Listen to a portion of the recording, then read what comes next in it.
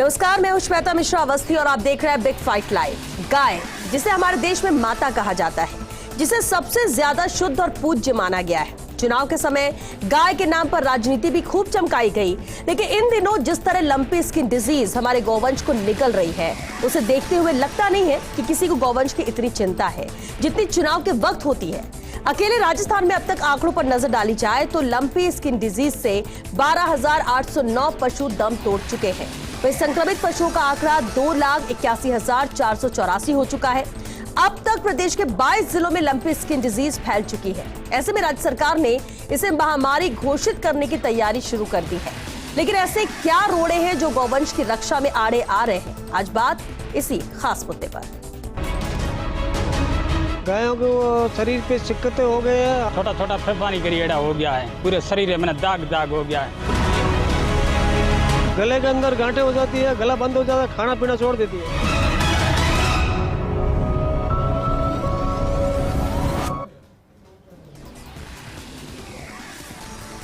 सवाल तो ये है कि लंपी स्किन डिजीज को आखिर महामारी घोषित क्यों नहीं किया जा रहा, क्या रोड़े इस पर आ रहे हैं, और इसी को लेकर चर्चा के लिए बेहद खास मेहमान हमारे साथ जुड़ चुके हैं। बीजेपी विधायक रामलाल शर्मा जी हैं, कांग्रेस नेता प्रतीक सिंह जी हैं, साथ ही additional director doctor N M Singh ji हमारे साथ हैं, और किसान नेता रामपाल जाट जी भी चर्चा में शामिल हुए हैं। बहुत स्वागत है आप सभी का बिग फाइट लाइव में। शुरुआत डॉक्टर एनएम सिंह जी आपसे ही करते हैं। सर, एडिशनल डायरेक्टर हैं आप, और जिस तरह से लंपी डिजीज को लेकर जो लोगों के जहन में सवाल है, सबसे बड़ी बात है ये आंकड़े जो लगातार बढ़ते जा रहे हैं। कितनी खतरनाक ये बीमारी है गौवंश को लेकर, और क्यों इसे महामारी घोषित नहीं किया जा रहा?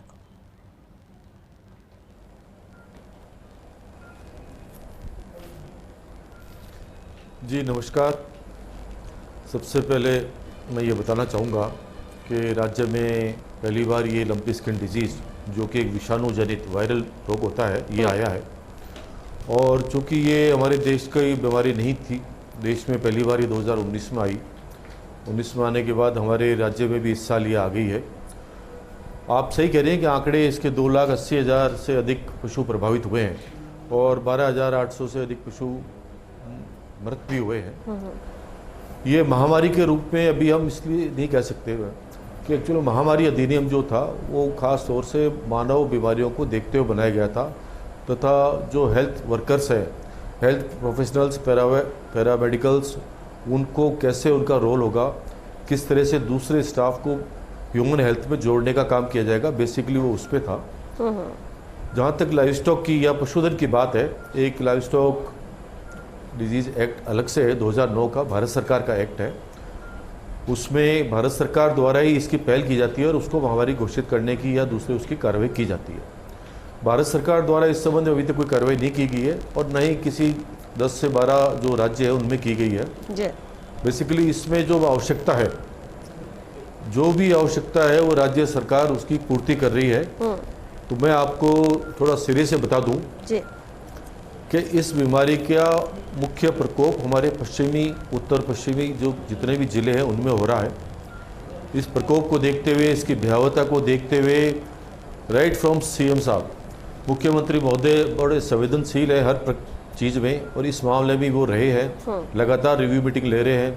दिल्ली में बता रहे तो दिल्ली में भी उन्होंने वीडियो कॉन्फ्रेंस से बैठक ली, सभी प्रभारी मंत्रियों को जोड़ा है, सभी प्रभारी सचिवों को जोड़ा है, और जो भी ऑफिशियल्स इसमें इन्वॉल्व है सबको जोड़ के एकजुट होकर काम करने के लिए उन्होंने निर्देश प्रदान किए गए।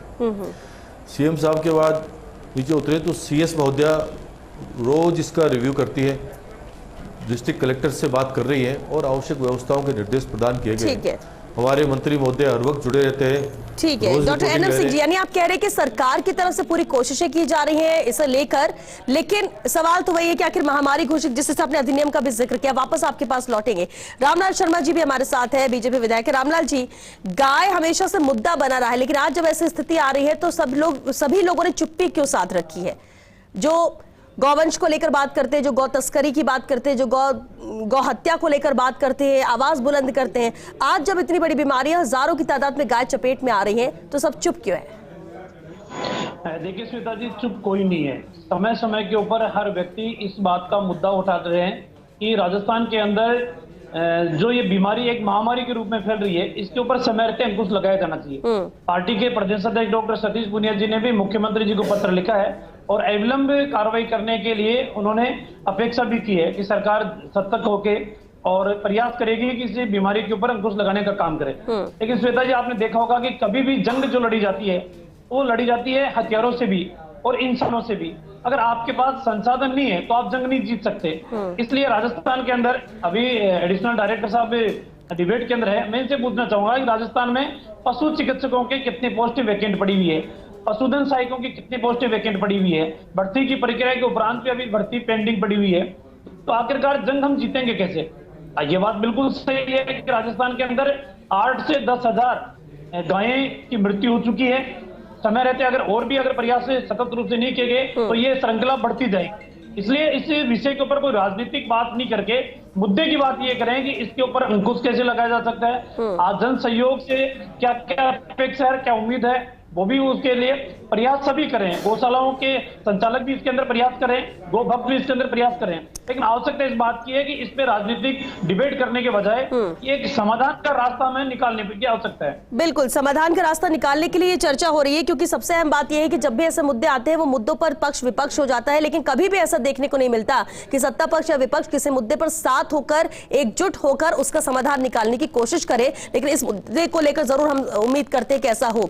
प्रतीक सिंह जी, जैसे कि रामलाल जी ने भी कहा, बिल्कुल ये मुद्दा ऐसा नहीं कि राजनीतिक तौर पर हम बात करें, एक दूसरे पर सवाल उठाए, लेकिन सबसे अहम बात यह है कि अब तक कोशिश भी तो ये नहीं की जा रही कि सत्ता पक्ष विपक्ष दोनों एकजुट होकर इसके रास्ते निकालने की, समाधान की, या फिर अगर महामारी घोषित नहीं की जा सकती है, अगर अधिनियम आड़े आ रहा है तो उसको लेकर भी कहीं ना कहीं बात रखी जाए।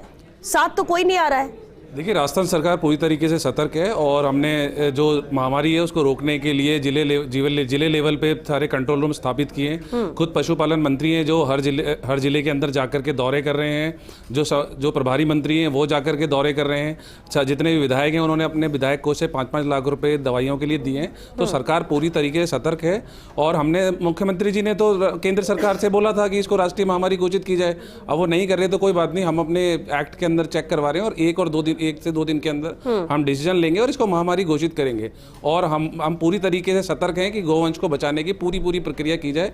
अब इसमें एक बात ये जरूर ठीक है कि 2 लाख 2.5 लाख लोग जो गोवंश है वो संक्रमित जरूर है, लेकिन 91-92 हज़ार जो है वो रिकवर भी हुए हैं। तो रिकवरी रेट अच्छी है। अब प्रचार प्रसार का जो मसला है वो चल रहा है।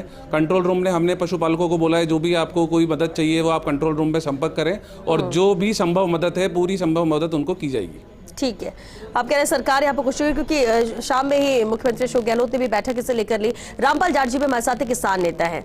किसानों के लिए गाय सबसे ज्यादा महत्व रखती है। हम सिर्फ पूजा पाठ या उसके फायदे की बात नहीं कर रहे, लेकिन किसान के लिए हम कह सकते हैं रामपाल जी कि वो एक परिवार का सदस्य होती है गाय। अब जबकि ये डिजीज इस तरह से फैल रही है, हजारों की तादाद में गायों की मौत हो चुकी है, बचाने की कोशिश सरकार कर रही है, इंतजाम यहाँ पर किए जा रहे हैं, लेकिन हकीकत क्या है जमीनी स्तर पर इस बीमारी को लेकर? श्वेता मिश्रा जी, जिन किसानों के घर में गायों में बीमारी आई वो तो रात दिन लगे हुए हैं इसी काम में और वो चिंतित भी है। वो सरकार की तरफ इसलिए देखते हैं कि उनके पास जानकारियाँ, बीमारी को उपचार के लिए संसाधन वो इतना पर्याप्त नहीं होते। इसलिए सरकार की ओर देखकर वो चाहते हैं कि इस मामले में केंद्र और राज्य दोनों सरकारें मिलकर कार्रवाई करें। और सबसे अच्छा तो ये होता कि केंद्र सरकार जो 2002 का अधिनियम है उसके अधीन इस महामारी को अब तक राष्ट्रीय आपदा घोषित कर देती। राज्य भी ये कर सकता है, केंद्र भी कर सकता है। और कभी कभी मुझे बड़ा आश्चर्य लगता है जब ये कहा जाता है कि साहब कानून नहीं है। अरे भाई, हमने एमएलए भेजे हैं, एमपी भेजे हैं, वहाँ भैंस चराने के लिए थोड़ी भेजे हैं, वहाँ गाय चराने के लिए थोड़ी भेजे हैं, वहाँ कानून बनाने के लिए तो भेजे हैं। और 1 दिन लगता है अध्यादेश लाने में, इसमें कौन सा समय लग रहा है? इसलिए कोई भी राज्य भी अध्यादेश ला सकता है, केंद्र भी अध्यादेश ला सकता है। तो यदि कानून नहीं है तो अध्यादेश ले आओ। उसके कारण से लोगों में विश्वास तो पैदा होगा कि हाँ, सरकार हमारे इस आपदा में हमारे साथ खड़ी है। इस कारण ये जो काम करना चाहिए दोनों सरकार को मिलकर और आपस में एक्सचेंज ऑफ द थॉट, विचारों का आदान प्रदान। फिर ये जो कमी है संसाधनों की, आज कर्मचारियों की कमी, ये सही बात है। जितने भर्ती होने चाहिए वो पद खाली है, ये सही बात है। लेकिन जितने हम इसमें तंत्र को एक्टिव कर सके, और राज्य स्तर पर मैं ये कहना चाहूंगा कि जितने भी हमारे जिलों के प्रभारी मंत्री हैं, प्रभारी सचिव है, उनको यदि ये निर्देश दे दिए जाए कि जब तक बीमारी रहे वो उसी जिला हेडक्वार्टर पर बैठ जाएं, तो मैं सोचता हूं जो नीचे का तंत्र है वो ज्यादा एक्टिव हो जाएगा। वो डेली बेसिस पे लोगों को लगा लेगा। तो यदि वो बैठेंगे वहां तो उसके एक प्रभाव आता है, एक परिणाम आता है। और मैं सोचता हूं अभी तक ऐसा आदेश नहीं आया, मुख्यमंत्री ने निश्चित रूप से अब तक इसकी मॉनिटरिंग की, इसके लिए लोगों को आदेश दिए, मंत्रियों को कहा, सचिवों को कहा, ये सही बात। लेकिन ये और कह दें कि भाई आप अपने अपने जिलों में बैठ जाओ, वहीं घूमते रहो। लेकिन क्या इस बीमारी के इलाज के लिए मदद मिल पा रही है किसानों को? गांव ढाड़ी की बात की जाए तो देखो, मदद तो मिल पा रही है, ये तो सही बात, इसमें तो कोई इनकार नहीं कर सकता। लेकिन जिस मात्रा में बीमारी बढ़ रही है उस मात्रा में मदद चाहिए, उस मात्रा में मदद नहीं है। और मैं ये भी कहना चाहूंगा जो रिकवरी रेट है उसको भी प्रचारित किया जाना चाहिए। इसलिए प्रचारित किया जाना चाहिए कि लोगों में आत्मविश्वास हो कि ऐसा नहीं है हम ही जूझ रहे हैं, हमारा परिवार जूझ रहा है, सरकार भी जूझ रही है, और इसके कारण जो इसकी रिकवरी रेट है वो भी अच्छी है। यदि ये भी मैसेज देते हैं तो उसका भी सकारात्मक परिणाम आता है। इन चीजों के लिए यदि विज्ञापन भी दे दे सरकार तो अच्छी बात है। सरकार के स्तर पर कोशिश तो की जा रही है। डॉक्टर एनएम सिंह जी भी जिस तरह से भी हमें जानकारी भी दे रहे थे सर, लेकिन एक अहम बात जरूर है, अभी जैसा आपने कहा कि इसको महामारी घोषित नहीं कर सकते, उसकी वजह भी सामने यहाँ पर बताई। सरकार अपनी तरफ से कोशिशें कर रही है, और क्या चीजें की जा रही है ताकि मदद लोगों तक पहुंचे, किसानों तक पहुंचे, और ये जो रिकवरी रेट है उसे बढ़ाया जा सके? आज ही समीक्षा बैठक भी हुई।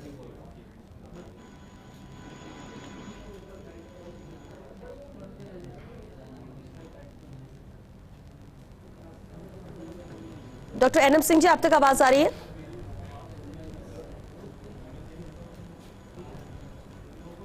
जी हाँ, बिल्कुल सर, सवाल ये है कि बिल्कुल कोशिश सरकार की तरफ से की जा रही है, बैठकें चल रही हैं, लेकिन अभी आगे और क्या चीजें की जा रही है ताकि जल्द से जल्द रिकवरी रेट भी यहाँ पर बढ़े और मदद हर किसान तक पहुंच सके?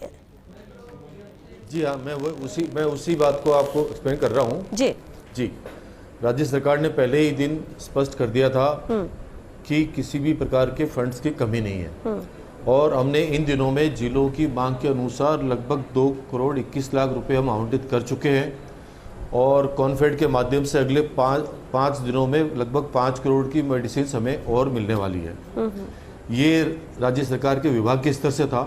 विभाग के स्तर के अलावा भी कई जगह दानदाता, भामाशाह सभी आगे आए हैं। एमएलए लेड से कई जिला कलेक्टर साहिबान ने वहाँ पे दवाइयाँ खरीदवाई है, तो दवाइयों की अब कहीं कमी नहीं होने दी जाएगी, ये आप क्लियरली मान दें। स्टाफ की प्रॉब्लम थी कुछ जिलों में, खासतौर से पश्चिमी जिलों में। वहाँ हमने अन्य जिलों में जहाँ स्टाफ खूब है वहाँ से 36 वेटरनरी डॉक्टर और 138 पशुधन सहायकों को वहाँ पे 1 महीने के लिए लगा दिया है, और आवश्यकता पड़ने पे और भी लगातार लगाए जाएंगे हम। राज्य सरकार ने जो हमारे प्रस्ताव था 200 डॉक्टर और 300 LSA, उसकी भर्ती का प्रस्ताव हरी झंडी दे दी है। तो अगले 7 से 8 दिवस में वो भी जिन जिलों में प्रभावित जिले हैं उनमें 20 आदमी 25 आदमी आवश्यकता के अनुसार वो भी अपॉइंटमेंट होने वाले हैं शीघ्र ही। बिल्कुल ठीक। मैन पावर को वहाँ पे फील्ड में घूमने के लिए जी जहाँ कमी थी विभाग की ओर से स्वीकृति लेके हमने लगभग 59 व्हीकल दे दिए हैं। कई जिलों में जिला कलेक्टर ने, जैसे उदयपुर है, जैसलमेर है, नागौर है, जिला कलेक्टर्स ने वहाँ पे अलग से वाहन उपलब्ध करवा दिए हैं। तो ये सारी व्यवस्था हमने कर दी है। गोटपॉक्स वैक्सीन की जो भारत सरकार ने कहा था उसकी भी कार्रवाई चल रही है। तो 2 से 3 दिन के अंदर गोटपॉक्स वैक्सीन भी सरकारी माध्यम से भी नीचे उपलब्ध होने लग जाएगी। फिलहाल ये प्राइवेट और जन सहयोग से उपलब्ध हो रही है। तो व्यवस्थाओं में कहीं कमी नहीं है मैडम। ठीक है। और जहाँ भी आप देखें तो जनप्रतिनिधि गण चाहे किसी भी पार्टी के हों, गाँव में, कस्बों में, हर जगह वो साथ में जुड़ के आगे आए हैं गोधन को बचाने के लिए। तो हमारे राजस्थान का ये लाभ है कि हमें सारे जनप्रतिनिधि इसमें पूरा सहयोग कर रहे हैं। चलिए, एक अच्छा मैसेज भी है, ये अच्छा मैसेज भी है कि हर एक की एक ही मंशा है कि गायों को बचाया जा सके इस डिजीज से, और ये जल्द से जल्द खत्म हो, रिकवरी रेट यहाँ पर बढ़ जाए जो गाय यहाँ पर इसकी चपेट में आई है। रामलाल शर्मा जी, और भी कोई सुझाव, क्योंकि विस्तार से यहाँ पर डॉक्टर एनएम सिंह जी ने बताया कि क्या क्या चीजें यहाँ पर की जा रही हैं, कैसे बेहतरी यहाँ पर हो सकती है, लेकिन फिर भी आप अगर कोई सुझाव देना चाहें, क्योंकि हम यहाँ पर इस मंच पर इसलिए बैठे हुए हैं कि बेहतर रास्ता निकल सके और हर कोई एक ही चीज चाह रहा है कि इस बीमारी से गाय बच सके। देखिए श्वेता जी, सरकार वो सब काम करेगी जो सरकार को करनी चाहिए, और सरकार एक कॉल सेंटर के भी डेवलप करने का काम करेगी। वो जिला केंद्र के ऊपर भी एक सहायता केंद्र को आयोजित करने का काम भी करेगी। वो भामाशाहों से भी अपील करने का काम करेगी। वो अपने प्रशासनिक आदेश निकालने का काम भी करेगी। लेकिन श्वेता जी, सबसे बड़ी बात है कि राजस्थान के अंदर 1352 मेडिकल ऑफिसर जो है, पशु चिकित्सक, उनके पद रिक्त पड़े हुए हैं। 1541 LSC के पद रिक्त पड़े हुए हैं। इलाज तो यही करेंगे ना, इलाज कोई सामान्य आदमी कर नहीं सकता। तो इलाज करने वाले पद ही रिक्त पड़े तो आखिरकार इलाज करेगा कौन? नंबर 1। नंबर 2, सरकार को चाहिए कि बहुत से लोग ऐसे हैं जिनका डिप्लोमा जिन्होंने कर रखी है, जिन्होंने डिग्री ले रखी है, सरकार एवलम से आपात परिस्थितियों के अंदर उनको संविदा के ऊपर ले, डेली विजेज के ऊपर ले, या कोई वैकल्पिक रास्ता निकाल के ले। या 900 जो पशुधन चिकित्सक थे, उनका तो रिजल्ट आ चुका है, उनके तो सिर्फ पोस्टिंग देना बाकी है। तो आप उनमें से आप छांट लीजिए जिनका सिलेक्शन हो चुका है कि हम आपको स्थायी नौकरी नहीं दे सकते, इस आपातकालीन परिस्थितियों के अंदर हम कॉन्ट्रैक्ट बेस के ऊपर आपको देंगे, तो उनको लगाने का काम करें। तो रास्ता सरकार ये निकाले ताकि पशुधन को बचाया जा सके।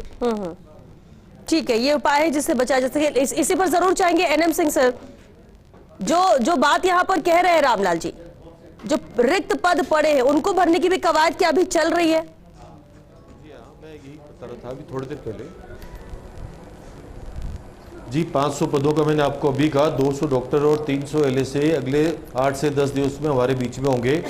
सरकार ने बिल्कुल स्वीकृति दे दी है। तुरंत प्रभाव से हम ये काम जारी करने जा रहे हैं। जिला लेवल पे इन लोगों को बुलाएंगे, इंटरव्यू लेंगे। बिल्कुल बिल्कुल, आपको रोकना चाहेंगे सर। बिल्कुल, इस वक्त ये मुख्यमंत्री अशोक गहलोत ने बड़ा फैसला लिया है, जैसा कि हम कह भी रहे थे कि यहाँ पर बैठक हो रही है और समाधान निकालने की कोशिश है और कैसे बेहतर किया जा सकता है। और पदों को लेकर जो बात हो रही थी, 500 पदों पर अस्थायी भर्ती होगी। अस्थायी आधार पर 200 पशु चिकित्सा अधिकारियों के यहाँ पर भर्ती होगी और 300 पशुधन सहायकों की भर्ती होगी। लंपी स्किन रोग से प्रभावित जिलों में भर्ती को मंजूरी दे दी गई है। इस बैठक में बड़ा फैसला सीएम अशोक गहलोत का। गहलोत ने भर्ती प्रक्रिया शीघ्र ही पूर्ण किए जाने के निर्देश यहां पर दे दिए हैं। रामलाल जी, यही चिंता भी आपकी थी और इस चिंता को दूर करते हुए अहम फैसला लिया गया इसे लेकर।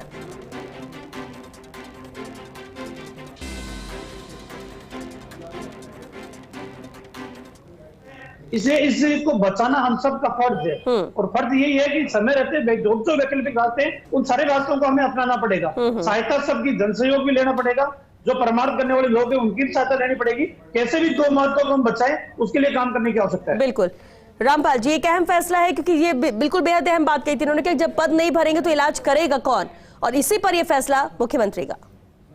निश्चित रूप से इस निर्णय के कारण लोगों में विश्वास पैदा होगा।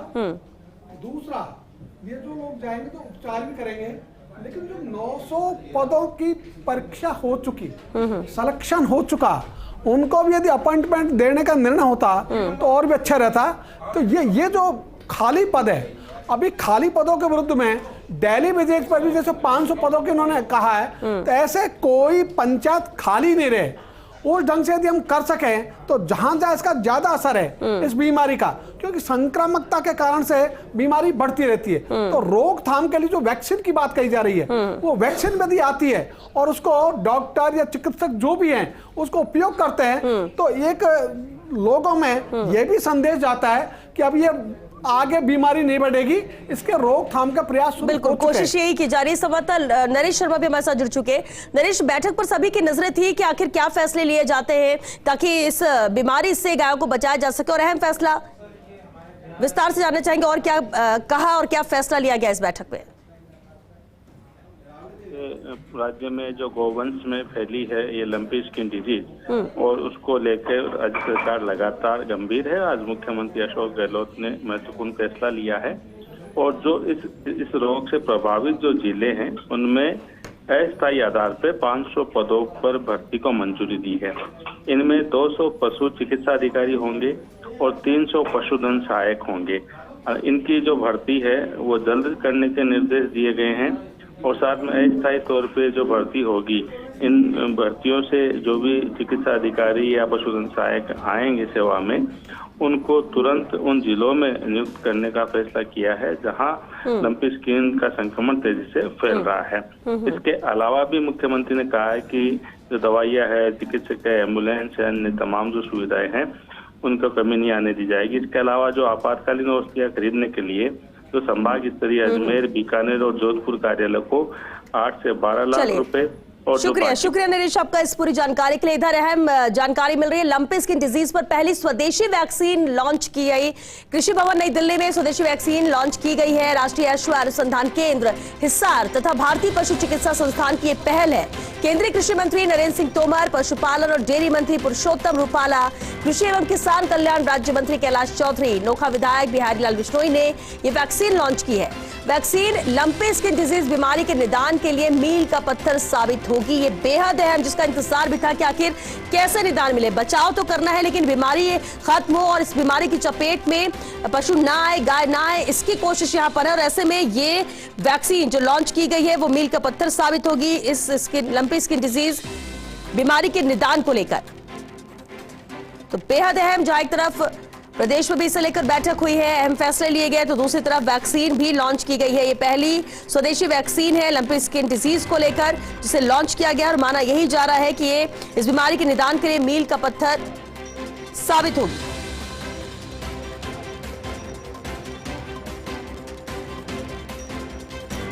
जी रामपाल जी, एक बात और कहना चाह रहा था, केंद्र और राज्य दोनों अपने अपने ढंग से प्रयास कर रहे हैं। ये अच्छी बात है, शुभ संदेश। एक काम और हो जाए, ये दोनों आपस में संवाद भी कर लें, एक दूसरे में शेयर कर लें तो और अच्छा हो जाएगा। तो जिसको कहते हैं मिलकर करने से 1 और 1 11 हो जाते, 1 और 1 2 नहीं होते, तो फिर 11 की ताकत आ जाएगी। यदि केंद्र और राज्य सम्मिलित रूप से इसको कंट्रोल करने के लिए आगे बढ़े और उसको महामारी घोषित करें, केंद्र भी कर दे, उसके पास एक्ट है, ठीक है, राज्य भी एक्ट बना सकता है, तो दोनों में से कोई भी करे। दोनों की तरफ से कोशिशें भी नजर आ रही है क्योंकि वक्त खत्म हो चुका है। बहुत शुक्रिया आप सभी का इस चर्चा में शामिल होने के लिए। तो लंपी डिजीज जिस तरह से गौवंश इसकी चपेट में आ रहे हैं, लाखों की तादाद में इसकी चपेट में आ चुके हैं, रिकवरी हो रही है लेकिन मौतें भी हजारों की तादाद में ही। और कोशिश राज्य सरकार भी कर रही है, केंद्र सरकार भी कर रही है, क्योंकि लक्ष्य यहाँ पर इस मामले को लेकर एक ही है कि गाय को बचाना है, इस बीमारी से निदान मिल सके। और ये वैक्सीन जो लॉन्च की गई है वो भी माना जा रहा है कि मील का पत्थर साबित होगी। और उम्मीद करते हैं कि हर कोई साथ आकर इस बीमारी से लड़ने के लिए एकजुट रहे, ना कि इसे एक मुद्दा बनाकर राजनीति की जाए। चलिए इसी के साथ बिग फाइट लाइव में आज के लिए बस इतना ही। नमस्कार।